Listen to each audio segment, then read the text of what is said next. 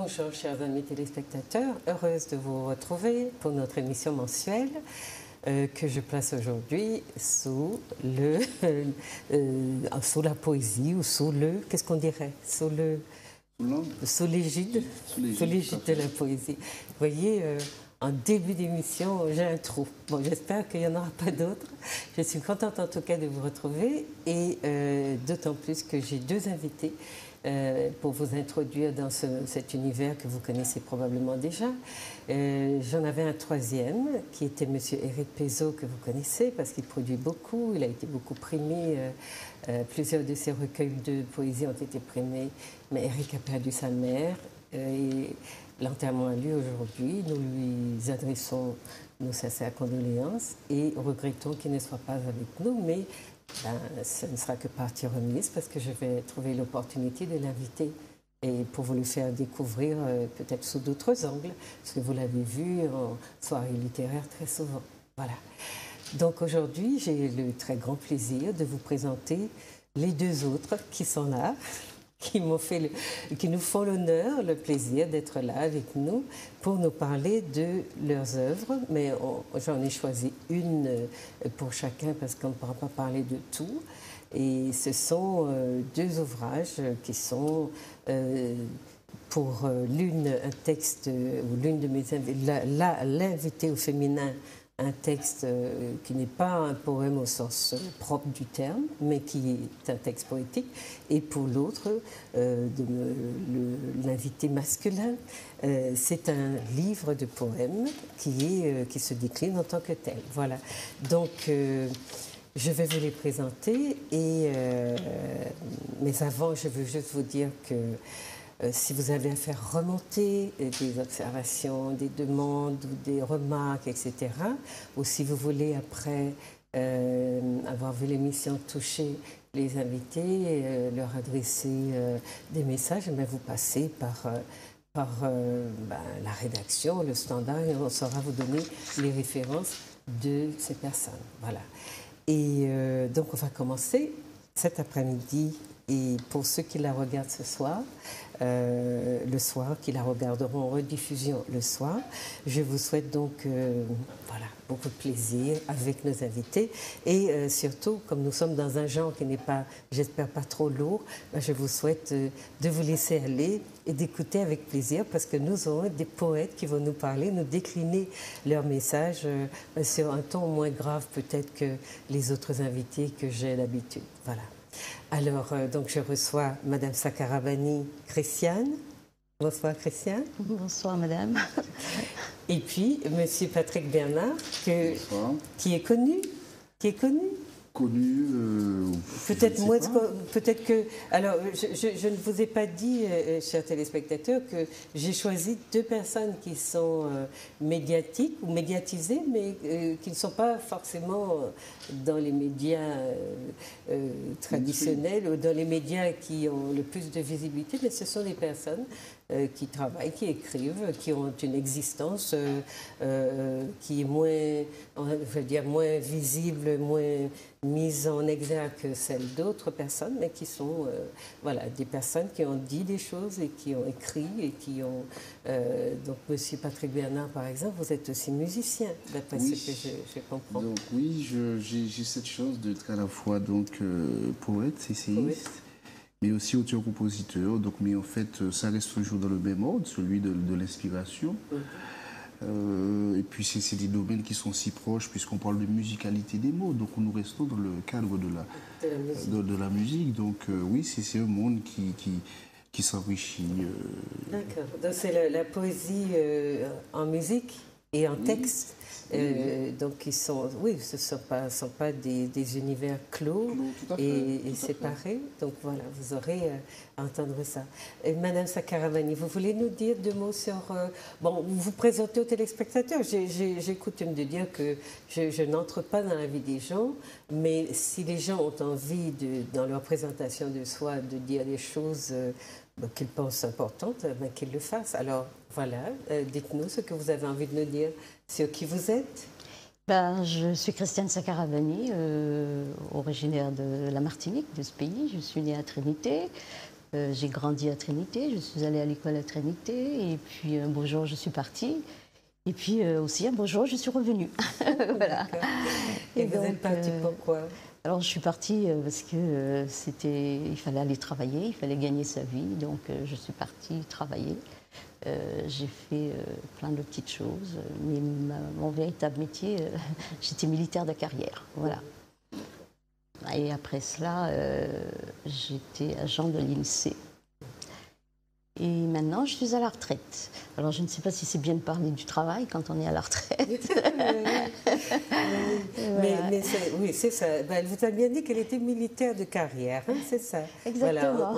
Voilà, on voit une petite dame voilà, très douce, très enveloppée, comme ça, et qui nous dit qu'elle était militaire de carrière. Et du coup, ça casse un peu l'image du militaire. Mais heureusement, parce que oui, ça adoucit un petit peu le profil.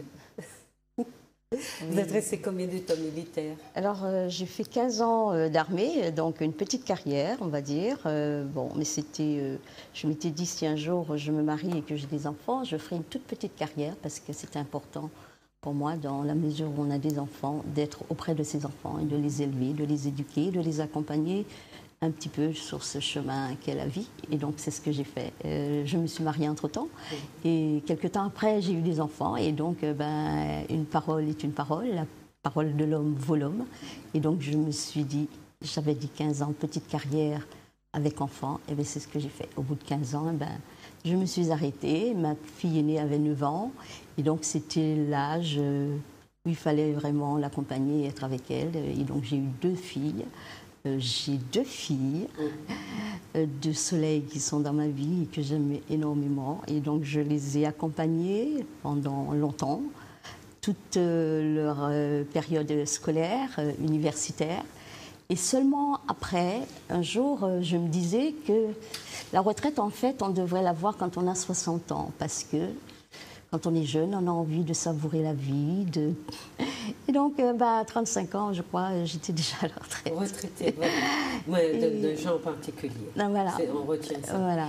Mais vous n'avez pas arrêté tout à fait, parce qu'après, vous avez été agent de l'INSEE. Voilà, exactement. Guyane. Voilà, c'est ça. Tout à fait. D'accord. Et puis après, je suis revenue à la retraite dans mon pays. Voilà. Alors, nous, c'est ce qu'on rêve que nos enfants qui partent ne reviennent pas qu'à la retraite, parce qu'on a besoin de leur force pour construire ce pays. Et à travers vos messages, justement, on va voir que vous en avez une conscience très aiguë. Vous avez du délitement de la société et des besoins qu'on a de regrouper tout le monde, de resolidariser, de refonder le lien social pour réussir peut-être à sauver notre société. Alors, et vous, Monsieur Patrick Bernard, qu'est-ce que vous voulez nous dire de vous? J'aime à dire que je suis avant tout et surtout originaire de ma mère et de son éducation, avant d'être originaire de quelque endroit que ce soit. Je suis originaire de cette femme remarquable qui m'a accouché, je dis de manière polymorphe, bien plus d'une fois. Je suis le dernier d'une fratrie de 5 enfants. J'ai donc essentiellement grandi en Martinique, où comme beaucoup de jeunes, il a fallu que je parte faire mes études. Mais effectivement, ma mère m'a donné très tôt cette conscience plurielle, et notamment politique. Sociologique, je dirais même, cet amour de ma patrie. Et donc, il m'était pour moi impérieux de retourner chez moi, de participer à, autant, enfin sans prétention, mais de participer à la vie, pas seulement économique, mais culturelle de ma patrie, de mon pays. Et donc, c'était pour moi... après une vie ailleurs qui était nécessaire, parce qu'il faut partir pour des fois mieux se rencontrer, se confronter à l'autre, pour pouvoir mieux se déterminer. Et donc, ce voyage, ce goût vers l'universel m'a été inculqué dès mon enfance, de par mon éducation, certes, mais effectivement, elle m'a permis, ma mère, m'a permis de voyager très tôt de par le monde. Et ça m'a permis aussi de comprendre la nécessité pour moi d'être là, de retourner dans mon cher pays. Et c'est ce que j'ai fait depuis 2007. Et voilà, et depuis, je n'ai de cesse de travailler pour moi-même, bien sûr, mais enfin, sans prétention, mais pour mon pays, ne serait-ce que par mes ouvrages, mes musiques, mes textes et tout.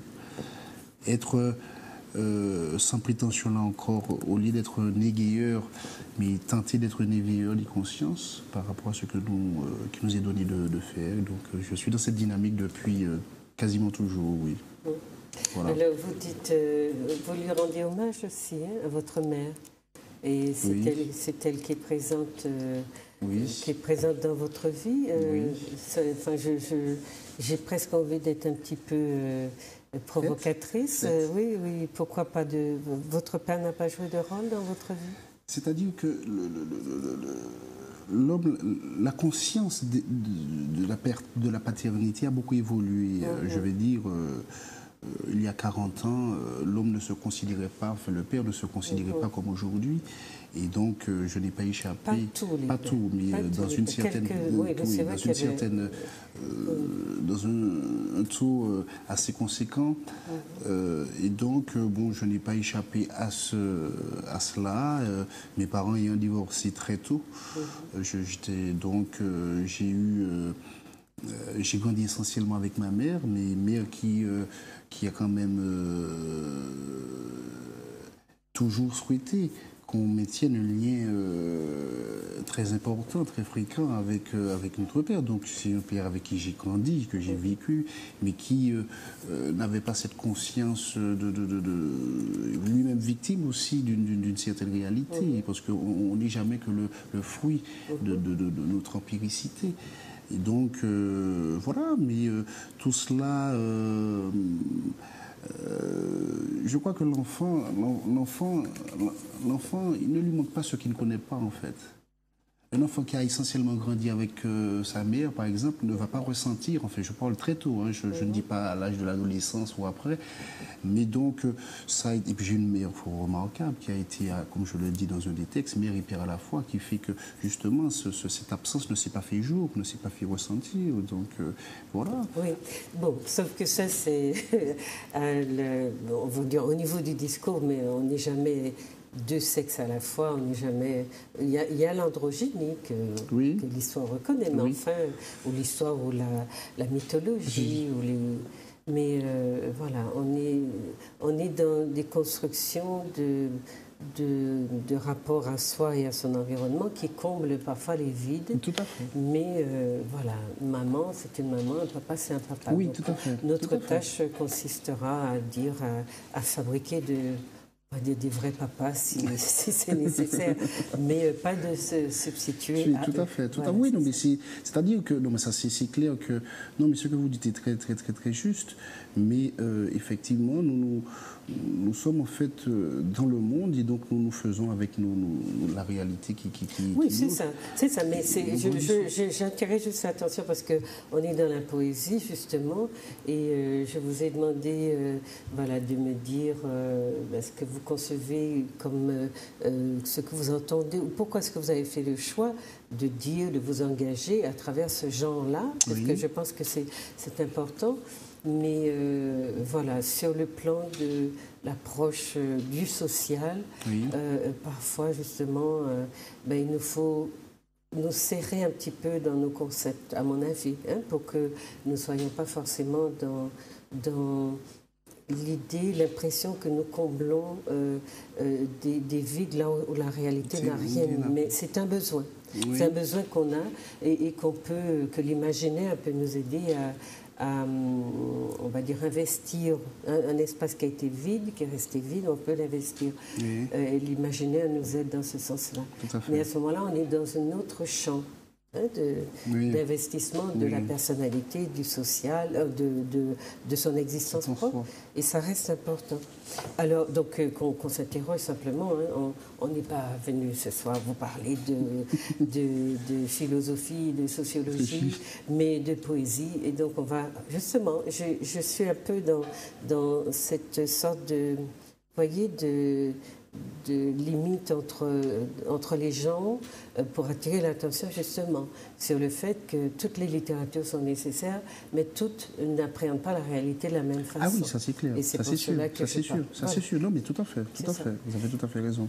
Voilà. Alors, donc, Madame Sakarabani nous a amené un ouvrage qui s'appelle Sans Matalon. Je ne sais pas si on peut voir la couverture de son ouvrage. Son Matalon, oui. S-O-N. Oui. Oui, son. Oui, j'ai dit sans Matalon, pardon. Son Matalon. Je sais pas, voilà, vous le voyez à l'écran. Hein, c'est donc un ouvrage qui est assez particulier. Je crois qu'il est unique dans son genre. Il est plein de couleurs et il est souvent beaucoup aux couleurs de l'Inde. Et Madame Sakarabani va nous dire tout à l'heure pourquoi elle l'a conçu comme ça. Et puis l'ouvrage de monsieur, voilà, alors vous allez peut-être montrer, nous n'avons pas eu le temps d'enregistrer la diapo qui vous montrait l'ouvrage de monsieur. C'est très injuste parce que... Non, pas du tout, mais pas du tout. Mais vous voulez bien montrer votre... Voilà, mot pour mot. Voilà, il a déjà posé la caméra dessus. Eh bien, super. Donc super. Voilà, vous voyez le livre de monsieur, le recueil de poèmes de monsieur Patrick Bernard, mot pour mot, poésie et pensée. Voilà, hein, c'est en fait un ouvrage en deux parties. Alors, vous me permettez, je commence par oui, Madame, faites. Madame Sakarabani, vous voulez bien nous dire, d'abord, c'est un genre, enfin, c'est peut-être moi qui ai parlé de votre ouvrage comme d'un poème lyrico-politique. Et dans l'ouvrage aussi de monsieur Patrick Bernard, j'ai eu une tendance à essayer de qualifier le genre que vous avez pratiqué. Et ce sont, de toutes les façons, des poésies, des poèmes très engagés. Oui. Des textes à message, c'est vrai, et vous en avez même mis certains en musique. Oui. On n'entendra qu'un morceau de vous. Je voulais qu'on entende aussi un poème que vous avez mis en espace, en voix, comment vous dites ça? En audio. En audio, voilà. Je ne reconnais pas le talent de le déclamer, donc j'ai pensé aussi qu'il est très bon d'avoir recours à un conteur, voilà. Parce que c'est bien aussi que c'est une autre...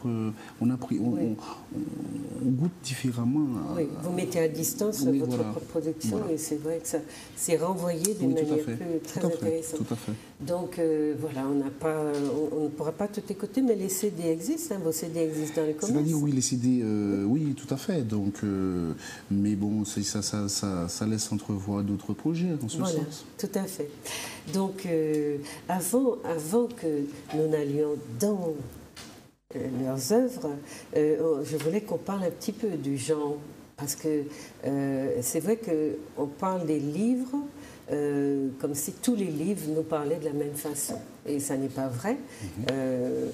Par exemple, moi qui écris des essais, je sais très bien la difficulté qu'ont les gens d'entrer dans mes ouvrages, parce qu'ils trouvent ça un peu carré, un peu fermé, un peu comment? Hermétique.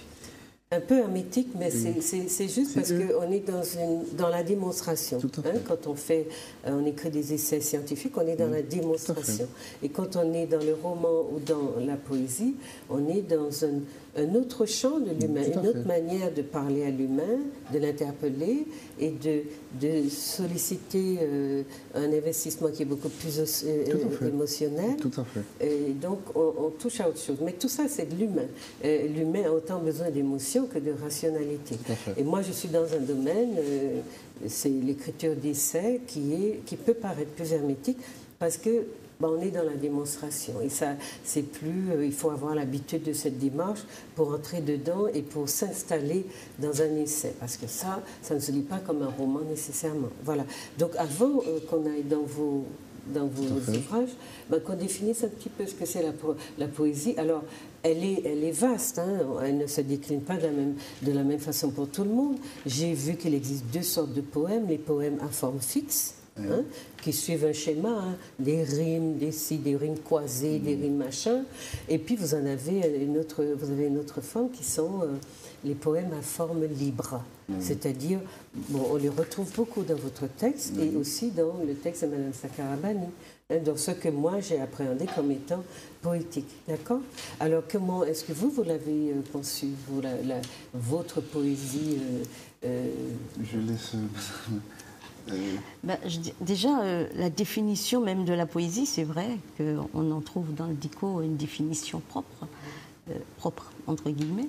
Mais moi, j'ai ma propre définition de la poésie. Je crois qu'elle est tellement vaste qu'on ne pourrait pas lui donner une définition. Ça, c'est moi, avec mon originalité. Elle est tellement vaste, c'est un grand champ à moissonner. Et elle est tellement forte dans sa diversité aussi. Parce que la poésie, c'est elle qui nous rencontre. Ce n'est pas nous qui rencontrons, en tout cas, je le crois. Ce n'est pas nous qui rencontrons la poésie, mais c'est la poésie qui vient à notre rencontre. Elle se fait par l'écoute, elle se fait par l'observation, elle se fait dans le silence.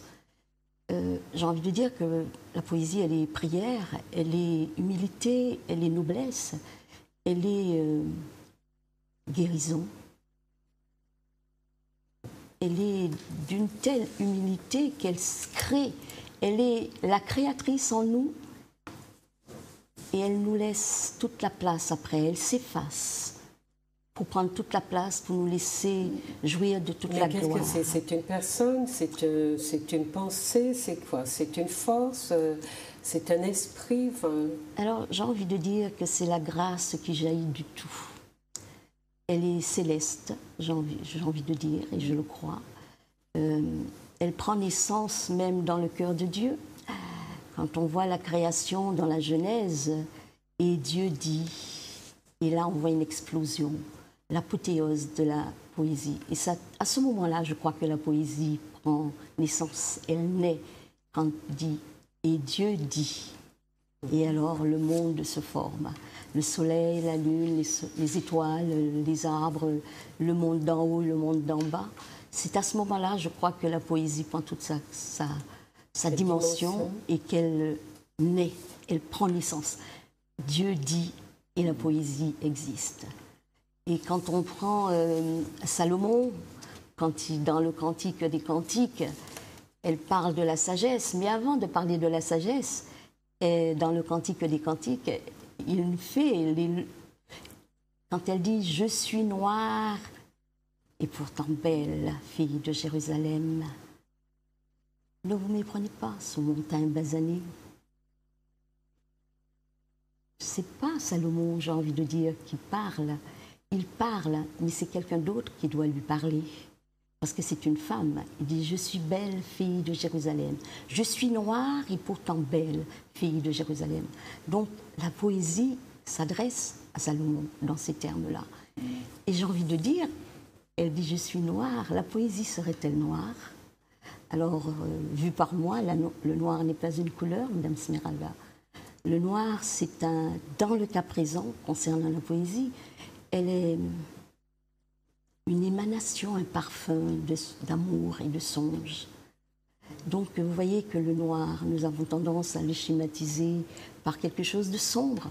Le noir est tellement plein de lumière, rempli d'amour et de majesté.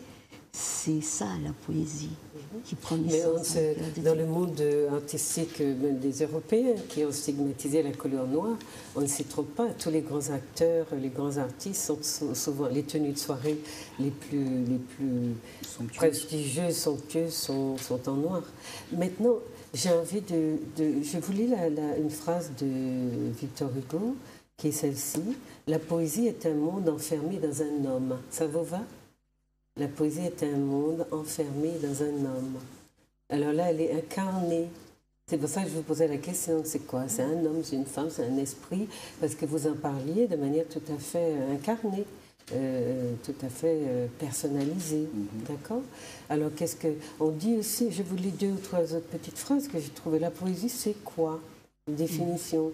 C'est, on ne sait pas ce que c'est, mais on la reconnaît quand on la rencontre. C'est un monsieur qui s'appelle Lansène qui dit ça. La poésie, c'est ce qu'on rêve, ce qu'on imagine, ce qu'on désire et ce qui arrive, souvent, de Prévert. La poésie, ça sert à voir avec les oreilles. Alors, je suis désolée de ne pas avoir les citations de nos poètes à nous. Il faudrait que je fasse ce travail-là. Vous voyez, j'aurais dû avoir le temps d'aller fouiller pour savoir, par exemple, comment Léon Gontran Damas, comment Césaire, comment tous nos grands ont défini la poésie. Donc je vous livre la vision des autres, mais je vous ai entendu dire que vous étiez dans l'universel, donc on se rejoint aussi un petit peu là. Tout à fait, il y a un petit morceau d'humain aussi en nous, même si l'esclavage a essayé de nous dépouiller de cette humanité-là. Bon, toute la poésie, c'est soudain, on voit quelque chose. On voit quelque chose. La poésie, c'est quand le silence prend la parole. Et la poésie, c'est le langage dans la langue. Voilà, des petites définitions comme ça.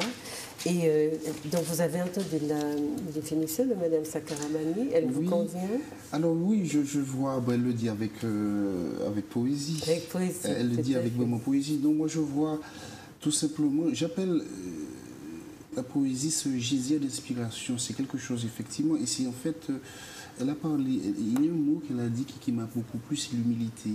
C'est-à-dire que s'il y a quelque chose dans l'inspiration, c'est qu'on sait qu'on ne maîtrise rien en fait. C'est déjà une école de vie, une école d'humilité. Et donc l'humilité nous ouvre les portes de tout apprentissage, nous ouvre les portes du discernement. Et je crois que, en fait, je ne dirai pas le contraire de ce qu'elle a dit. Bon, je ne vois pas, je vois simplement... effectivement, c'est cette chose qui nous prend, qui nous habite, et dont on ne peut pas ne pas justement l'exprimer. C'est cette manière de voir le monde qui s'impose à nous, mais qui s'impose à nous de telle sorte que justement nous ne pouvons pas faire l'économie ni être égoïstes à ne pas justement la dispenser comme nous l'appréhendons, nous l'apercevons. Mais nous sommes, peut-être que dans nos sociétés ou dans nos sociétés coloniales, encore coloniales, nous avons des besoins d'exprimer des choses que nous n'avons pas appris à exprimer, même entre nous, même dans la relation du couple, la relation du parent à l'enfant, la dimension émotionnelle qui nous verse dans ce qu'on appelle l'esthétique, en gros. Et qui nous fait parler du beau, enfin de l'autre beau, dans un domaine où on a une ouverture. Parce que dans la relation, aussi curieusement que ça puisse paraître, on a quand même du mal à dire certains mots. On a quand même certain mal à dire l'amour, à dire, etc. Surtout la génération de nos parents. Et celle qui est intermédiaire là, elle essaye. C'est pas encore tout à fait ça. Et on sent que, donc il y a cette envie. Je pense que c'est aussi l'une des raisons qui fait que beaucoup de gens, du simple kidam aux intellectuels, passent par ce genre littéraire parce qu'il y a un besoin, comme vous le disiez, d'exprimer, on va dire, des sentiments fondamentaux que la vie d'esclave et coloniale que nous avons ne nous a pas permis d'exprimer. Tout à fait. Non, mais c'est tout à fait cela. C'est tout à fait cela. Mais je crois aussi que Madame a très bien dit aussi que c'est quelque chose, que c'est une rencontre en fait. Je crois que c'est un peu comme de Beauvoir qui disait on ne naît pas femme, on le devient. C'est-à-dire que on se découvre avec certaines prédispositions.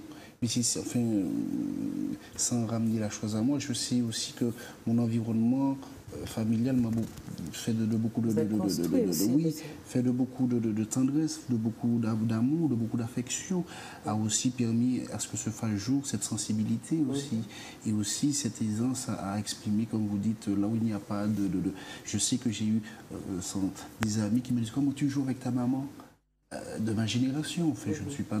Je veux dire que aussi notre environnement nous construit, nous prédispose, je pense, à telle ou telle chose. Et c'est vrai que très tôt, j'ai eu ce réflexe de mettre en mots mes états d'âme, parce que j'ai eu cette possibilité, cette ouverture, cette prédisposition environnemental, s'il m'est donné de m'exprimer ainsi, de le faire. Donc voilà, je ne sais pas. Je dirais que c'est vrai que si tout le monde n'est pas poète, tout le monde est héritier de la poésie. Chacun de nous, tout être, porte en lui la poésie. Oui. Et il l'exprime à sa manière, pas forcément avec des mots, pas forcément dans une toile, pas forcément dans un chant, mais peut-être dans la rêverie, dans l'imaginaire, dans la solitude. Mais nous sommes tous héritiers de la poésie, parce que ce serait une injustice, en quelque part, de dire qu'un tel l'a et un tel ne l'a pas. Nous avons reçu les mêmes grâces. C'est une grâce qui jaillit, et quand elle jaillit, elle tombe là où la grâce, j'ai envie de dire, a abondé, la grâce a encore surabondé. Et puis si elle est émotion, elle est en chacun de nous. Oui, mais en plus, si je veux aussi dire que je regarde mon peuple, c'est-à-dire que nous avons aussi ce créole qui est une langue métaphorique. C'est une langue poétique. C'est-à-dire que nous sommes, comme le veut ou non, d'emblée poètes, puisque... qui fonctionne par image. Voilà, nous sommes dans on est dans des séquences d'images. Voilà. Et donc, il faut le dire, c'est-à-dire qu'on n'y prête pas attention, mais lorsque nous observons, nous tentons de disséquer notre réalité, enfin, ne serait-ce que notre oralité, c'est clair que nous sommes énormément dans cette forme de poésie. Mais nous l'utilisons peu pour écrire. Oui, c'est-à-dire que, alors justement, c'est-à-dire que nous sommes, c'est-à-dire que, je ne sais pas, il y a ce décalage entre l'oralité et puis justement cette mise par écrit alors que nous sommes, je ne sais pas, nous sommes encore c'est-à-dire que la transition ne s'est pas encore installée. Mais Éric Pézot, qui aurait dû être avec nous, a fait il a pris le parti d'écrire, et c'est vrai que ça donne quelque chose. Les mots sont très percutants et ça donne aussi une approche dans quelque chose, dans une dimension de l'être martiniquais qui est assez particulier. Mais c'est ce qui est intéressant de voir qu'on peut parler sa langue dans le français qu'on parle aujourd'hui. Même si... alors, j'ai vu... Et moi, excusez-moi, en fait, juste, je parle de résistance inconsciente. Lorsqu'on parle de créolisme, je dis souvent alors bien sûr, le commun aime se moquer un peu des formes de créolisme, mais moi j'y vois une forme de résistance inconsciente justement à ce colonialisme. Et donc, justement, c'est une manière de domestiquer justement de lutter et de même vaincre tout cet héritage colonial. Et c'est vrai que nous avons cette dimension aussi en nous de forte résistance qui n'est pas encore appréciée, mais le créolisme, c'est cette domestication, c'est se faire nôtre ce qui nous a été imposé. Mais faire nôtre, c'est justement, c'est l'approprier. Et puis le créolisme, c'est l'appréciation extérieure. Oui, vous n'êtes jamais dans du créolisme quand vous parlez votre langue. Ce sont les autres qui décident, qui fixent les normes et qui vous...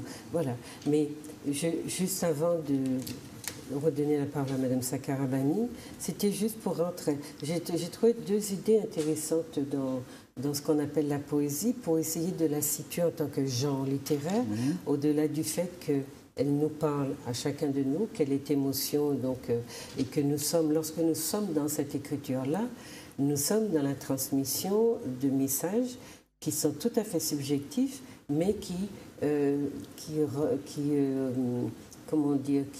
se reflètent peut-être, ou qui sont des messages qui sont ressentis par les autres et qui se lisent ou qui se reconnaissent dans ce qui est dit. Alors c'est tout à fait, on parle à l'être, mais dans une dimension qu'on a pris l'habitude de considérer comme n'étant pas rationnelle. Puisqu'on a souvent, dans les civilisations occidentales, opposer l'émotion à la raison. Donc l'émotion rationnelle. Et de ce fait-là, on a créé des genres littéraires pour chaque catégorie de pensée, etc. Donc ça, c'est intéressant qu'on comprenne, parce que nous avons peut-être eu moins vite accès à l'écriture scientifique, mais chez nous, on a toujours écrit depuis très longtemps, depuis qu'on n'est plus privé d'école, etc., on a écrit. Donc, ce que je veux juste, pour les téléspectateurs, lire donc un petit extrait que j'ai trouvé intéressant. Donc, la poésie est un genre littéraire très ancien, aux formes variées, hein, on l'a vu, écrite soit en vers, soit en prose, et vous avez utilisé plutôt la prose. Et donc c'est un peu un poème roman, c'est de la prose, donc qui privilégie l'expressivité de la forme, les mots disant plus qu'eux-mêmes par leur choix, sens et sonorité, et leur agencement, rythme, métrique, figure de style, etc. Et puis, comme dans votre livre, je l'ai vu aussi, vous avez une grande liberté de créer que nous, les scientifiques, n'avons pas. Oui, nous sommes obligés de nous... Donc vous créez beaucoup de néologismes. Oui. Et vous avez fait une sorte de glossaire. Vous l'avez appelé concept créé par l'auteur. Moi, j'ai appelé ça glossaire conceptuel. Oui. Vous avez donc, dans la poésie comment, il y a toute cette domestication de l'environnement, la sensibilité qu'on y a, et l'accès qu'on y a aussi, parce qu'il faut savoir le décrypter, en tout cas décrypter ses manifestations, et vous créez des néologismes, vous détournez les mots, vous jouez sur le sens propre et le sens figuré, et voilà, vous proposez des figures de style, des images, des sons, puisque les mots en s'entrechoquant sont censés produire des sons, des sonorités qu'on entend ou qu'on n'entend pas. C'est pour ça que je disais qu'on se sent reflété dans la poésie de celui qui la propose, et puis on dit tiens, ça me parle, et ça me... etc. Donc ça, c'était pour situer le genre, c'est dire qu'on a une grande liberté de dire, de proposer, de créer et de faire exister des choses qui n'existaient pas. Le scientifique, lui, il a à faire exister par la démonstration une idée qui va s'ajouter à d'autres idées, mais ça peut être un millième d'idées. Voilà, tandis que le poète, il peut décider qu'il se crée un monde, il peut se créer un monde et il peut le donner à lire comme il est, sans être contesté sur la méthode qu'il va utiliser. Ce n'est pas le cas du scientifique. Ça veut dire que le scientifique est beaucoup plus aléatoire dans son vêtement, dans son genre, dans son art, et forcément, il est soumis à une critique qui est beaucoup plus rigoureuse, parce que là, il y a un enjeu qui est d'une autre nature, sur lequel on ne va pas discuter aujourd'hui, mais c'était juste pour vous dire, quand vous parlez ou quand vous évoquez de la littérature, c'est important que vous sachiez voilà, dans quel genre vous êtes, parce que ça nous permet de maîtriser aussi notre réalité d'une manière beaucoup plus, on va dire, différenciée. On n'est pas dans le tout entier qu'on bloque, on est dans quelque chose de différencié, mais on sait faire les différences et on sait aussi faire valoir le choix qu'on a, le choix qu'on a opéré pour un style plutôt que pour un autre. Voilà, donc j'en ai fini avec cette histoire de définition. Si vous voulez aller sur Internet et chercher des mots, mais j'ai envie d'entendre encore ce que vous avez à nous dire, sauf que nous sommes tenus par le temps et qu'il nous faut parler de vos deux ouvrages, d'accord? Madame Sakaravani, vous vouliez dire autre chose sur la poésie? Oui, je dirais que la poésie, elle est simple, hein. Elle est parfois ambiguë, complexe, subtile. Et donc, je me réfère à M. Aimé Césaire, où un jour je l'ai rencontré, et il me disait, je l'ai rencontré autour de mon premier livre, L'Indien au sang noir, et il me disait, j'ai écrit, et il semblerait que personne ne comprenait ce que je disais. Et il disait ça avec un genre de boutade très amusé, et moi de lui répondre, vous savez, M. Aimé Césaire, moi qui ne suis pas grammairien, j'ai écrit aussi, mais il semblerait aussi qu'on ne comprenne pas non plus trop ce que je dis. Donc tout ça pour dire un petit peu que M. Aimé Césaire, je crois qu'il était dans une telle dimension, c'est un puriste. Et quand il a rencontré, quand la poésie l'a rencontré, la rencontre en tout cas, c'est fait dans un espace tellement éthéré que c'est sûr que le commun des lecteurs ne pouvait pas le lire, j'ai envie de dire. Ça, c'est ma définition un petit peu pour dire, par rapport à ce qu'il me disait, M. Aimé Césaire, que personne n'avait compris. Mais le commun des lecteurs, aujourd'hui, je crois que ça c'est... on a fait la lumière sur tout ça. Aujourd'hui, peut-être que tout le monde le comprend et il doit être heureux là où il est, de savoir qu'on le lit, qu'on le découvre et qu'on le savoure d'une certaine manière, un petit peu dans le quotidien. Voilà. Et j'ai envie de dire que la poésie est aussi chant. Quand j'entends Brel chanter, par exemple, et qu'il parle du marin qui revient au port, j'ai envie de dire, quand la houle ramène le marin au port, il tangue, et ça fait chanter Brel, et qui nous plonge quand même dans un voyage et dans une dimension, et qui nous ramène vers un peu d'humilité, et nous plonge dans le cœur de ce moussaillon. Et donc, elle nous invite presque à la prière pour ce moussaillon qui se sent seul sur le port. Alors, ce que je vais me permettre de dire, je suis d'accord pour la question de l'humilité, mais le poète n'est pas quelqu'un d'humble. Le poète, c'est quelqu'un qui crée une humanité, qui la fait exister et qui la propose en lecture. Donc, c'est quelqu'un qui envahit et qui occupe un espace avec beaucoup plus de force et j'allais dire, de prétention que ne peut le faire un scientifique. C'est pour ça que je dis que je ne suis pas poète, Madame Smeralda. non, moi je crois... Je ne suis pas poète, je suis peut-être un brin de poésie. J'ai dit que c'était un ouvrage, voilà, j'ai dit que son ouvrage est écrit sur le ton, dans le style de la poésie, mais ça n'est pas exactement un livre de poèmes. Je l'ai précisé tout à l'heure, donc on entend parler de deux. Moi, j'ai lu quelque part que la poésie est voyance aussi. Est-ce que ça vous parle, ces voyances?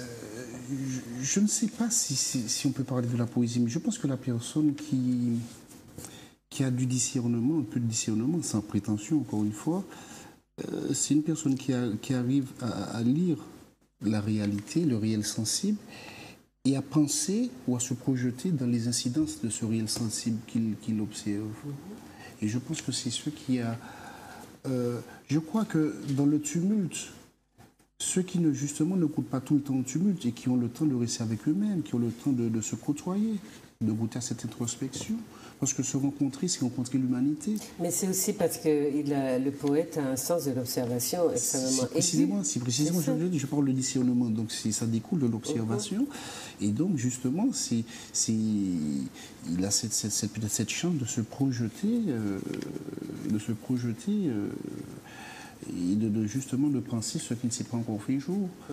Mais je ne sais pas. En tout cas, de proposer son explication et de proposer justement à travers une manière de décliner son observation qui est tout à fait personnelle et qui va aller toucher l'autre et lui donner aussi une sorte de... le renvoyer comme par effet de miroir à soi-même. Mais dans l'effet de... Pardon, je disais oui, effectivement, vous disiez que la poésie était... Voyance. Enfin, je ne l'ai pas dit, je l'ai vu écrit. Là, d'accord. Mais c'est vrai. C'est vrai parce qu'elle nous enseigne, elle nous forme. Elle fait de nous des formateurs. Elle fait de nous des enseignants. Je dirais même mieux, elle fait de nous des initiés. Elle nous élève, elle nous amène dans une dimension vers les hauteurs, dans la connaissance qui transfigure. Et quand je dis cela, j'ai envie de dire que sensible, tout à fait. Et j'ai envie de dire que la poésie, elle est aussi béatitude, prophète et roi, parce qu'elle nous amène dans cette dimension-là qui nous permet de voir des choses qui vont se passer, peut-être dans les médias, mais dans un temps à venir. Anticiper, oui. Et je crois ça profondément, et je dis qu'elle est vraiment béatitude, et c'est dans la contemplation vraiment que nous rentrons dans la connaissance, une connaissance qui nous est... qui est très élevée et qui nous emmène, c'est pour cela que je dis des initiés, parce que cela n'est pas donné peut-être à tout le monde d'être initié. Oui, c'est une forme d'initiation. On en discute. C'est-à-dire que le poète, je ne parlerai pas d'ambivalence, mais tout en étant dans la société, il est aussi hors société. C'est-à-dire qu'il est dans la quotidienneté, certes avec tout le monde, mais il a cette capacité peut-être à s'extirper. Je ne dirais pas de prendre de l'attitude, mais de s'extirper de ce tumulte. Mais il a aussi la liberté de le caractériser, de caractériser les situations qui parfois sont difficilement appréhensibles par le commun des mortels, et par justement sa liberté de créer des néologismes, de s'approprier aussi des sentiments qu'il va traduire à travers des mots, des couleurs, des sons. Eh bien, il a une liberté immense, le poète. Et c'est cela qui est intéressant. Et je pense que c'est l'une des raisons pour lesquelles nous, en Martinique, nous sommes tellement pratiquants de ce genre littéraire. Oui. Je ne sais pas si on dit pratiquant. Ce que je voulais vous dire, ce que j'ai trouvé, moi, qui concerne la voyance, le poète voyant, c'est il est loin de vivre dans les nuages. Il est plus près que personne de la réalité. C'est ce qui est dit, hein? Et je pense que c'est, voilà, ça n'est pas dit sans raison. Sa conscience des choses qui l'entourent est plus vive que chez la moyenne des autres hommes. Les grands poètes ont tous interrogé dans leurs œuvres la vie et aussi la mort.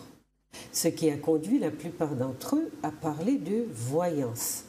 L'idée de poète voyant est présente tout au long du XIXe siècle. Un poète allemand, Achim von, a écrit « Le poète est celui qui a accès à un autre monde ». C'est pour ça que je parlais de puissance. Un autre a écrit que la poésie contient les souvenirs de ceux qui se réveillèrent en esprit des rêves qui les avaient amenés ici-bas. Gérard de Nerval écrit « Seul le poète peut franchir ce seuil qui sépare la vie réelle d'une autre vie ». Victor Hugo, Baudelaire, Mallarmé, donc les Français, tous ont exprimé une idée similaire, jusqu'à ce que Rimbaud affirme, lui, clairement, « Je dis qu'il faut être voyant, se faire voyant ». Pour être, donc, pour se prétendre poète. Donc voilà une idée de quelque chose qui est un genre littéraire qui est peut-être aussi un peu sous-estimé, sauf quand on va chercher dans les Césaire, dans les Saint-Gobain, dans je ne sais qui, mais en réalité, dans les Gontran Damas, en réalité, à quelque niveau qu'on se situe, donc, il y a une appropriation du genre et chacun fait quelque chose. Et chacun sème autour de soi cette forme d'appropriation du monde et cette forme de puissance aussi, de caractériser en fait les choses. Je crois que ce qu'on peut reconnaître, comme vous le disiez si bien, hein, c'est cette possibilité de formuler, en fait. Je pense que c'est ce qu'on retient chez le poète, c'est cette capacité à formuler les choses, choses qui sont souvent, les gens nous disent, j'ai pensé à ça, je l'ai ressenti. Et tu as su le mettre en mots. Alors ça peut être valable pour un artiste, un musicien, un chanteur, un poète, un écrivain. Et je pense que c'est ce qu'on peut retenir, c'est ce don de la vie. Oui, de pouvoir justement formuler, mettre des mots sur des sensations. C'est justement, c'est l'indicible. Mais avoir le pouvoir, comme le fait, par exemple, vous dialoguez là, mais vous êtes quand même dans deux champs différents. Oui. Christiane a cette approche qui est presque sacralisée de la poésie. Et elle n'est pas en dehors de croyances très, très... et de convictions très profondes, très personnelles. Et on a le sentiment que vous êtes habité aussi par le même rapport un peu à cet art qui est quand même qui est habité, comme on le voit là, par chacun de façon différente, mais en même temps qui reflète la même quête d'absolu, le même besoin d'élévation et le même sentiment que on devient beau en écrivant de la poésie, parce que le terrestre, l'humain, le trop-humain nous fait ressentir toutes ces pesanteurs et ces nivellements par le bas dans lesquels la société veut nous maintenir, surtout la société coloniale. Et donc, nous avons beaucoup plus difficilement accès à cette forme d'esthétique que d'autres groupes humains. Mais comme nous sommes effectivement des résistants, comme vous le disiez tout à l'heure, eh bien, vaille que vaille. Les nôtres écrivent et transmettent, de la beauté. Tout à fait, tout à fait. Et je crois que malgré le fait que... Alors, je pense que c'est vrai que c'est un souci, c'est une démarche de nivellement vers le bas. Mais c'est vrai que nous devons justement d'être si résistants parce que en fait, nous ne pouvons pas faire autrement. Nous ne pouvons pas échapper à notre réalité. C'est-à-dire que sincèrement, nous ne pouvons pas faire taire c'est surtout en nous. L'environnement dont vous parliez. Oui. Est omniprésent, est oppressant. Donc, elle accouche justement ce besoin d'exprimer avec des fois une certaine véhémence ce que nous ressentons. Oui, tout à fait. Moi, je vous propose d'entrer dans vos livres parce que je ne voudrais pas qu'on manque de temps pour parler quand même de vos approches et vos recherches, vos démarches, vous pourrez les verser dans la discussion. Ce que j'ai vu de votre ouvrage, donc Patrick Bernard, mot pour mot, c'est sur la forme, ce sont 66 poèmes et une partie enfin ça doit être une vingtaine de pages que vous consacrez à ce que vous appelez les pensées. Oui. Et là-dedans, donc, voilà, on voit des textes, il y a même une sorte de petit dialogue vers la fin, et vers la fin de l'ouvrage. Alors, vous avez défini le sens de mot pour mot. Pourquoi est-ce que vous avez utilisé deux mots qui sont pratiquement, on va dire, qui résonnent de la même façon dans nos esprits? Donc, si je vous ai lu... expliquant dans son contenu, mot pour mot, donc l'ouvrage traduit une profonde éberlution teintée d'affliction à l'égard du réel sensible. Et comme vous avez pris la précaution de conceptualiser, donc je vais à la fin et je vais lire éberlution, processus, maturation de l'état d'être éberlué. Donc un état d'être en éberlution. Et deux pages plus loin, vous dites, mot pour mot, nous suggère de ne pas désespérer de l'espoir, de renoncer au renoncement. C'est une plaidoirie, une invitation à la dure, mais on ne peut plus salutaire, conscientisation. Donc la couleur est donnée. Vous expliquez, voilà, pourquoi est-ce que...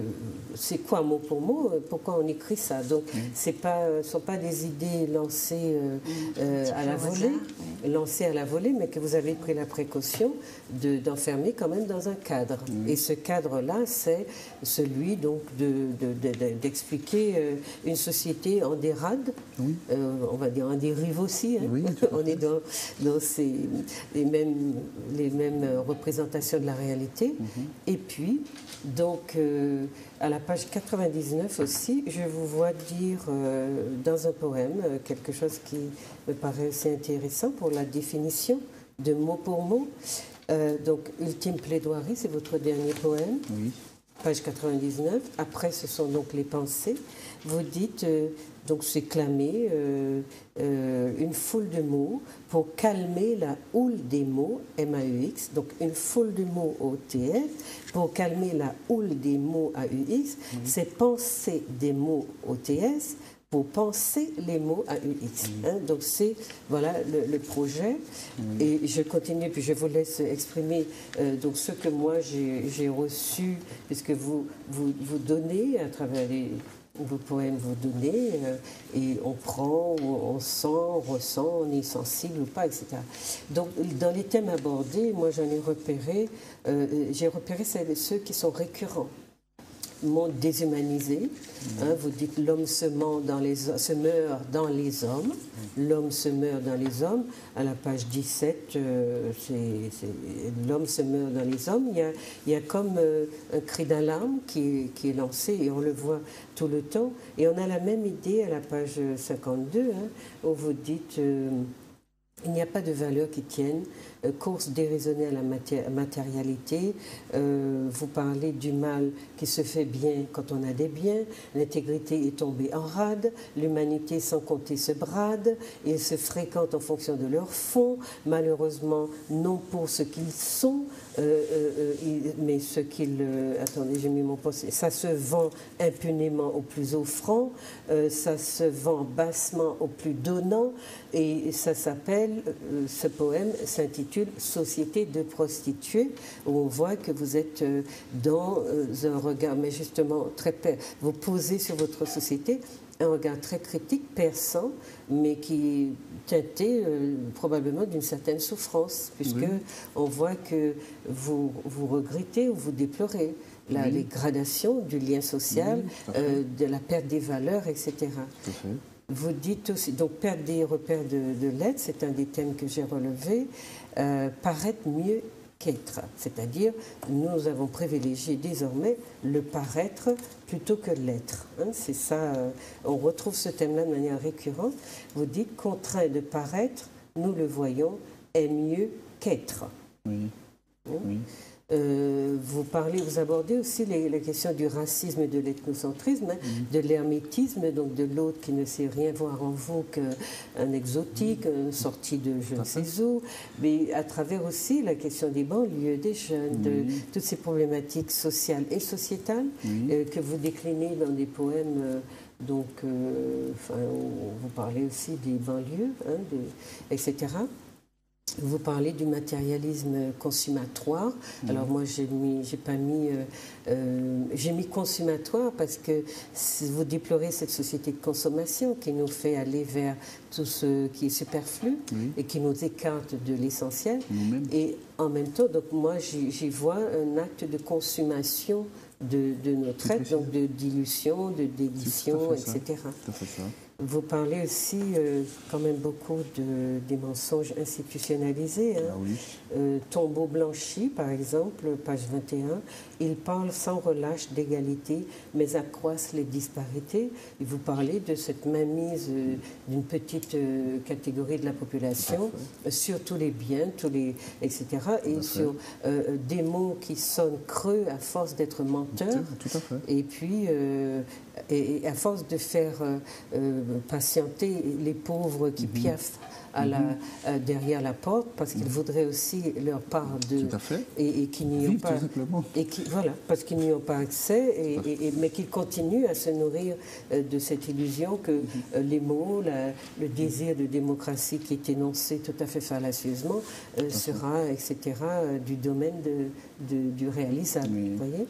Vous parlez aussi, donc ça, ce sont les thèmes abordés. Oui, magnifique. Maintenant, moi j'ai parlé des postures de l'auteur au pluriel. Vos postures, c'est dénoncer. Alors, par exemple, nous, les sociologues, on n'est pas autorisé à dénoncer, on est autorisé à dévoiler. Voilà. Dénoncer, alarmer, réveiller, encourager. Donc, malgré tout, malgré un tableau très sombre, vous poussez à l'optimisme, vous osez envisager, notamment dans, je pense, l'un des derniers poèmes, c'est notre rage de vivre pour tourner la page du pire. Hein. C'est aussi dans une ultime plaidoirie qui est comme une conclusion à l'ensemble. Et donc réveiller, donc dénoncer, alarmer, réveiller, encourager, optimiser ou rendre optimiste plutôt, solidariser. Je l'ai trouvé dite de manière un peu particulière, donc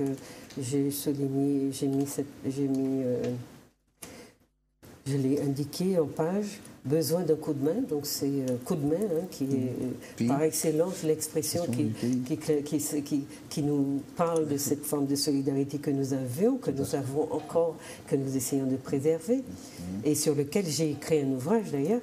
Donc, de nous savoir comme une même chair. Faire corps, donc, et moi j'y vois aussi la nécessité d'être un corps social. C'est un corps en chair et en os, mais un corps social également, car partout nous sommes dans les fers, on se doit d'être solidaire des solitaires, en tout cas de ceux qui sentent ce besoin de se coaliser. Et puis on a aussi dans Emergency Society, donc à la page 23, vous dites on a besoin de tout le monde. Alors vous faites rimer, hein, on retrouve deux ou trois fois la même phrase. On a besoin de tout le monde pour sauver notre cher monde. On sent cette expression de la solidarité. Toujours dans les postures, conscientiser, revendiquer, introspection ou introspecter. Donc quand vous dites, par exemple à la page 12, vous le dites, vous annoncez la couleur en disant très, de manière que je trouve très poétique justement, cette introspection, donc c'est le livre, hein, l'ouvrage, cette introspection qui meuble ma quotidienneté. Introspection qui meuble ma quotidienneté, c'est-à-dire que vous nous dites que vous êtes constamment dans le regard, l'observation, la restitution, puisque le poème est la restitution de cette observation. Et dans ce sens-là, le poète est aussi sociologue. Parce que son travail consiste à... Alors, ce que vous dites, introspection, donc être dans un état propice à la conscientisation, c'est une contemplation active, une sorte de maturation réflexive, une sorte de réalisation méditative, une sorte d'initiation contemplative, c'est penser sa pratique et pratiquer sa pensée, ce qui serait une aubaine dans notre société, et notamment dans la société démocratique qui prétend à l'égalité et qui ne pratique que les inégalités, comme vous le disiez tout à l'heure, car on ne devient que ce que l'on se fait. Et puis la fermeté, c'est-à-dire, au-delà de tout ça, de toutes ces dérives, vous dites que vous comprenez, mais vous êtes ferme dans votre posture de dire qu'il faut se reprendre. Il faut se reprendre en main et il faut que la société, que nous donnions une chance à la société. Et puis vous êtes, pour finir, dans la projection d'une esthétique du futur, ce que j'ai appelé une esthétique du futur, parce que, à la page 40 par exemple, eh bien, vous dites encore combien de générations, c'est le titre du poème, encore combien de générations qui vont, jusqu'à quand allons-nous nous transmettre cette forme de malédiction, en fait, de l'histoire des pesanteurs et du nègre qui est au bas de l'échelle sociale et de tout ça, toutes ces pesanteurs. Et vous dites, génération se pose à nous une question, quand prendrons-nous cette décision changeant vraiment notre condition, initions l'opération de cette mutation, prenons un autre cap pour direction, condition du bonheur des générations. Donc, c'est ce que moi j'ai appelé projection dans le futur.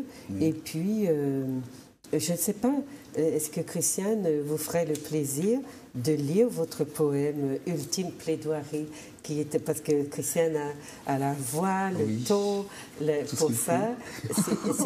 C'est la conclusion. Mais après, vous allez vous exprimer, puis on va passer à l'ouvrage de Mme Sakarven.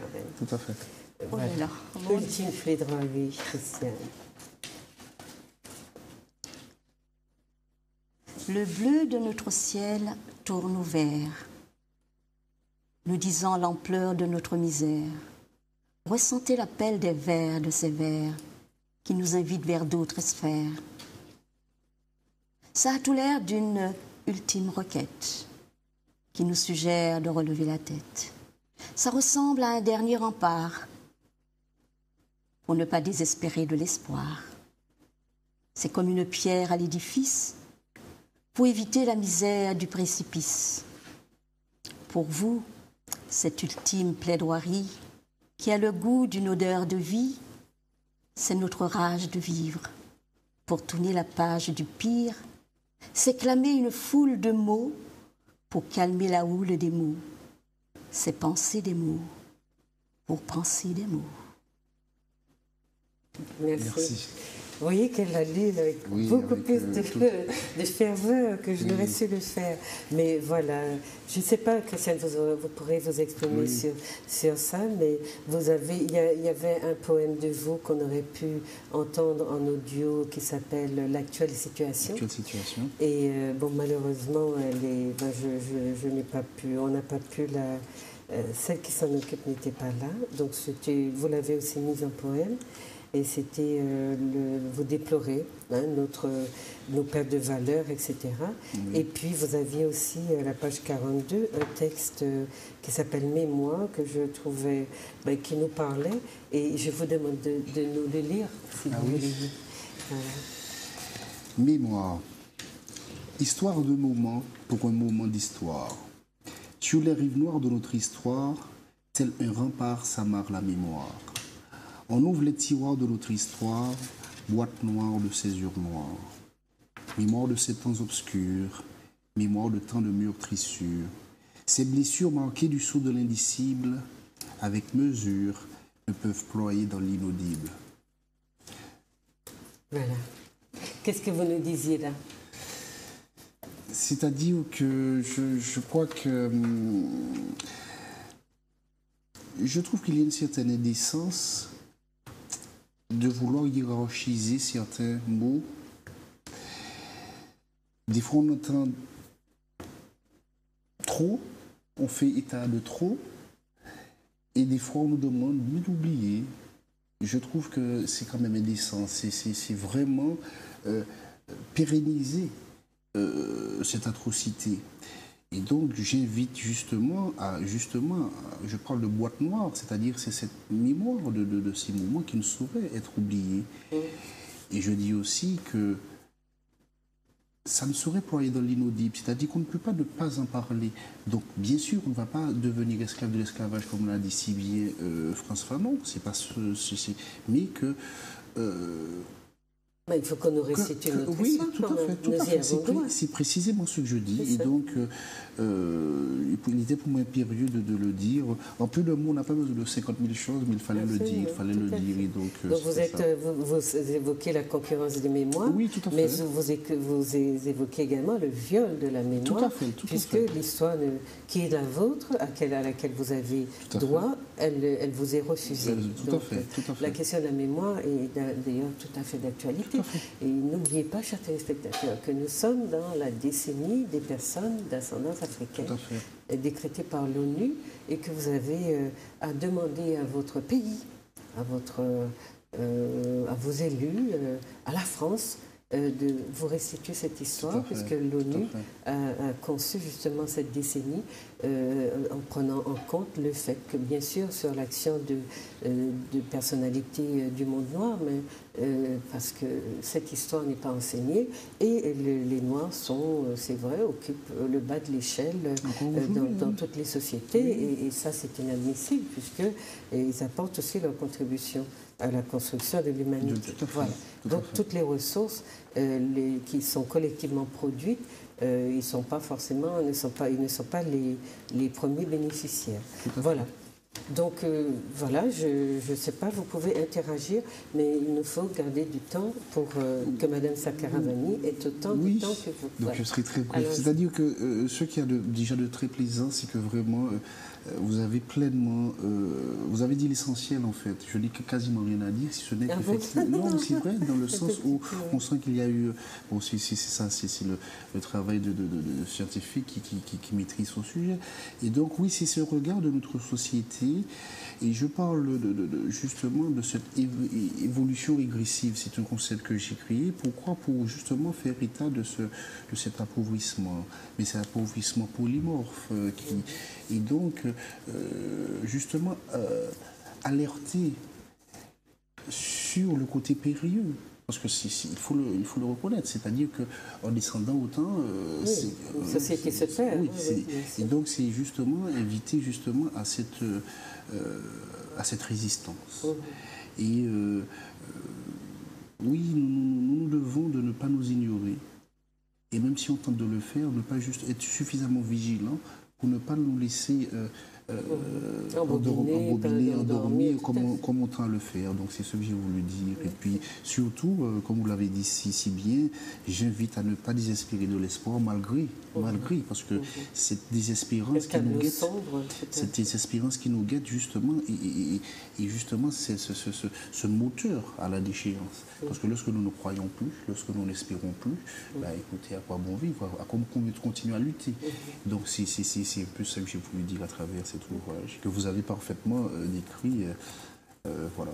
Non, mais, dans ce sens-là, vous voyez, bon, un sociologue peut très bien décider de faire une émission avec des poètes, parce que les poètes sont des lanceurs d'alerte. Et donc j'avais gardé ça sous le manteau. J'ai besoin de vous dire que les poètes sont des lanceurs d'alerte et qu'il faut que vous les lisiez, parce qu'ils disent, ils ont compris bien avant tout le monde que la société se délite, qu'elle faut le camp, et que avec de la politique, on ne va pas la sauver. On va peut-être la sauver avec de l'émotion, avec de l'humanité, un désir, parce que la politique politicienne, vous voyez, hélas. Hein. Alors, je pourrais dire un petit mot à monsieur Bernard. Oui, en vous écoutant, en écoutant Madame Esmeralda, j'ai envie de dire que la poésie s'engage. Oui. Et nous invite à nous engager. Et nous invite à dire notre engagement. Donc, je crois que c'est important pour montrer que la poésie n'est pas un chant seulement, ni une mélodie, ni un sanglot qui roule dans la gorge, mais elle est aussi réveilleur, éveilleur de conscience. Et nous invite, qui nous demande notre participation au combat de l'éternité pour amener un monde meilleur, je crois ça. Tout à fait. Alors, est-ce qu'on va demander à Hervé de nous faire défiler l'intérieur de l'ouvrage de Madame Sakarabani pour que vous voyez un petit peu, je vous ai dit que c'est un livre très particulier, vous voyez les couleurs. Voilà. Magnifique. C'est une succession de tableaux, voilà, qui sont absolument, qui à elles seules sont un langage. Voilà.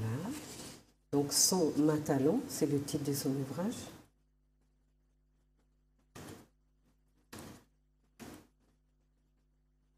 Voilà, donc tout le livre est fait de cette manière-là.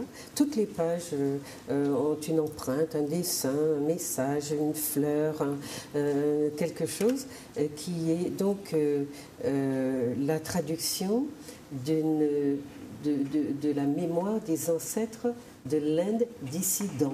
Un ressenti ou une manière de dire son Inde à soi, son indianité à soi, qui est absolument original, et c'est pour cela que je vous ai dit que ce n'est pas un recueil de poèmes, mais le livre est un poème, est un long poème. Voilà. Donc c'est pour cela. J'ai oublié de dire aussi que vous avez cela de commun, que vous êtes tous les deux, vous avez rencontré M. Césaire, que vous avez tous les deux un autographe d'Aimé Césaire. D'accord ? Bon, alors qu'est-ce que vous voulez nous dire ? Pourquoi est-ce que vous avez écrit ? Moi j'avais eu le privilège de présenter à une soirée littéraire, enfin une soirée autour de vos livres, ce que j'avais appelé un poème lyrico-politique, une ode à l'épopée indienne de Liliette Martinique, puisque vous l'appeliez comme ça, une ode revendicatrice, douce, amère et triomphale tout à la fois. C'est pour ça que je dis que le poète est puissant et impérieux. Un positionnement sans triomphalisme en hommage aux ancêtres, une revendication de l'indianité dissident à l'attention de tous les accapareurs. Personne, à part lui, ne peut raconter son histoire. Une résistance à l'oubli qui grignote inexorablement les mémoires d'ancêtres qui ne sont pas morts. Un dévouement transgénérationnel de gardiennes de la mémoire des ancêtres qui ont contribué à la construction de cet incident. Une vigilance contre l'histoire revue et corrigée, contre les oublis sélectifs. J'ai envie de dire, écrit-elle, qu'ils m'ont choisi, les ancêtres, pour rapiécer cette couleur de mémoire jusqu'à la bannie dans la toile des îles sucrières, ce qui a pour effet de désenclaver, dégager l'histoire et lui permettre de reprendre sa course dans le temps. Si elle le dit à la page 9, une ode, donc son livre, c'est encore une ode en hommage à l'histoire libérée, un sentiment de satisfaction du devoir accompli, l'ancêtre libéré s'envole vers le ciel, le visage rempli de rire, et la poétesse vigilante s'affirme, fière d'être ce qu'elle est, petite pierre vivante au service de l'humanité. Petite pour être grande, mourir à soi pour renaître dans les autres, une revendication de droit et de justice. Nul ne mérite d'être oublié dans la grande fresque humaine tissée par l'histoire. Au creux des écrits douceurs, des vérités cinglantes, des règles qui règlent leur compte aux tyrans et aux assassins qui règnent en despote sur le monde, mais qui tomberont un jour, car ils finissent toujours par tomber. L'œuvre comporte donc 53 pages, dont 47 se consacrent au dire poético-politique. Chaque page est un tableau d'une grande préciosité, des mots posés en exergue, d'un grand raffinement, reposent avec délicatesse sur des couleurs tendresse qui enlèvent le rouge au son matalon, bon, j'avais dit le son matalon, en les safranisant et en les tamolisant. Voilà, je ne vais pas tout lire parce que je ne veux pas avoir le temps de vous écouter, donc est-ce que vous voulez nous dire, voilà, quel rêve c'était que d'écrire son matalon? En fait, ce n'était pas un rêve. Non, un rêve, d'accord. Un projet. D'accord. En fait, ça n'a pas été non plus un projet. Vous savez, quand je vous dis que la poésie nous prend dans les tripes et on se lève un beau matin et on accouche de quelque chose. Et j'ai envie de dire que ça s'est passé un matin et j'ai accouché un peu son matalon. Et ça a été très rapide. C'était remettre l'histoire, mettre l'histoire à la page du jour. C'est vrai que beaucoup de gens ne connaissent pas son matalon. Je veux dire que pratiquement personne ne connaît ce livre parce que je l'ai sorti en 2007, à la veille d'une mutation. Et donc, j'ai stocké tous les livres dans des cartons. Ils sont encore là. Les gens, la Martinique, très peu, les privilégiés ont eu ce livre. Donc, j'invite tout un chacun à le lire. Madame Smeralda, vous avez tout dit. Vous avez dit vraiment avec force toute l'âme de ce livre. Et je ne sais pas si on peut la raconter. Sinon, il vaut mieux ne pas raconter. Mais lire, la pénétrer, c'est un petit livre d'accompagnement et de cheminement. C'est un livre de chevet, j'ai envie de dire, qu'il faut vraiment posséder, lire et relire et s'en pénétrer jusqu'à ce qu'il devienne arc-en-ciel dans votre vie. Tout simplement. Vous avez vu, vous avez toutes les couleurs de l'arc-en-ciel. Alors, nous avons à subir une violence de notre technicien et il est dans son devoir et on va le respecter dans son devoir. Il clignoter la petite lumière qui nous dit que ça y est, c'est déjà fini. Et on a à chaque fois la même frustration parce que quand on commence à se parler un certain niveau d'intimité, voilà, il faut couper parce qu'il faut le temps de se réchauffer, d'entrer en relation, d'entrer en contact, de se dire des choses qui sont de plus en plus profondes et puis c'est déjà le moment de se quitter. Donc on va conclure parce qu'il ne faut pas qu'on dépasse l'heure qui nous est impartie. Personnellement, j'aurais encore 1000 choses à dire de vos ouvrages. À la limite, s'il le faut, si on doit les revoir sous d'autres angles, avec Eric notamment, qui n'est pas là aujourd'hui, on reverra, on reparlera des choses. Mais voilà, chers téléspectateurs, c'était important que vous connaissiez ces petites mains qui travaillent, qui observent, qui sont des sociologues, on va dire sans titre, mais de bons sociologues qui observent leur société et qui sont surtout ce que nous appelons en sociologie des lanceurs d'alerte, parce que nous avons besoin, actuellement, nous avons besoin que tous nos citoyens, nos concitoyens se réveillent pour sauver effectivement notre société, nos valeurs, nous sauver de la déliquescence et de la disparition. Donc je vous laisse chacun dans votre domaine le mot de la fin et on va dire au revoir à nos téléspectateurs. À celles et ceux qui nous écoutent, moi sans prétention encore une fois, et comme je l'ai dit déjà, c'est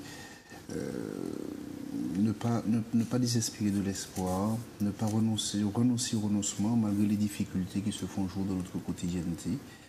Comprendre que c'est nous, tout part de nous, tout revient à nous, donc c'est nous qui conférons un sens ou une importance aux choses qui nous affectent. Et je crois que le moteur de tout, c'est la foi. On peut lui conférer beaucoup de dénominations, l'espoir, mais justement, nous sommes les acteurs principaux de notre devenir, donc voilà. Nous sommes fatalement responsables de nous et de ce que nous allons faire de nous. Voilà. Donc, si vous voulez saluer vos téléspectateurs. Oui, et puis l'amour, si bien l'amour, restons toujours positif, parce que justement, c'est cette positivité, c'est cette chose que nous avons en nous qui justement, c'est comme une langue qui va colorer notre quotidienneté. Donc, voilà. Et nous sommes responsables. Vous voulez écouter votre morceau, ça qui pas qu'à tuer Karen plus fort, mais écoutez ce morceau qui est plein d'espoir et d'optimisme. Comment vous la chantez, cette chanson-là? Ça qui pas qu'à tuer. Ça qui pas qu'à tuer, Karen nous encore plus fort. Voilà. Vous l'entendez sur les ondes, et alors écoutez le message qu'elle véhicule. Et Madame Sakaramani? Je dirais que quand on prend conscience de certaines choses, les choses qui nous possèdent, qui nous prennent dans les tripes, je crois qu'on devient probablement poète. Mais je dirais, on devient surtout des éclaireurs, des éveilleurs de conscience. On est porteur d'espérance, d'amour. Et ça, c'est important. On doit rester éveillé à l'écoute de cette merveilleuse compagne qu'est la poésie, parce qu'elle nous désenclave un peu la vie. Super. Et elle nous remplit vraiment de son chant d'amour pour faire de nous des êtres meilleurs. Et des êtres humains qu'on a cherché à priver de leur humanité. Donc on va revendiquer cette humanité et on va effectivement donc regarder la poésie pour ce qu'elle est, comme genre et comme dans son œuvre de réinvestissement, de dignité, d'humanité et puis d'espoir, puisque nous sommes une société qui n'a jamais cessé de rebondir, qui est résiliente, mais souvent nous avons parmi nous des gens de plus en plus fatigués qui abandonnent la lutte et la résilience a ses limites, comme le rebondissement aussi. Parfois on saute très haut et puis on saute de moins en moins haut et jusqu'à ce qu'on soit comme échoué complètement sur le sol et qu'on ne sache pas se relever. Donc j'espère que vous avez reçu 5 sur 5 le message de mes invités, qui étaient aussi les vôtres, qui sont nos amis, et que vous aurez envie d'entrer dans leurs œuvres, de les découvrir, d'écouter les chansons de M. Patrick Bernard et d'aller rencontrer Mme Sakaramani dans les soirées qu'elle donne, puisqu'elle est invitée aussi. Vous voyez, ce sont des petites personnes que vous ne voyez pas, mais qui sont très puissantes. Merci de nous avoir écoutés, puis bon après-midi, bonne soirée. Au revoir. Au revoir. Au revoir.